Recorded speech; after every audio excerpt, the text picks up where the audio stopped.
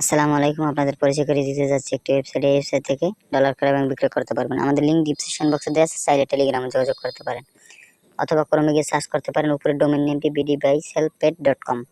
এই জন্য একটা অ্যাকাউন্ট ক্রিয়েট করা লাগবে। অ্যাকাউন্ট ক্রিয়েট করার জন্য ক্রিয়েট অ্যাকাউন্টে ক্লিক করবেন। আপনার ইউজার নেম দিবেন, কান্ট্রি নেম দিবেন, ইমেল অ্যাড্রেস দিবেন, পাসওয়ার্ড দিবেন, রিফ্রেশ দিবেন, রেজিস্ট্রেশন করে নেবেন।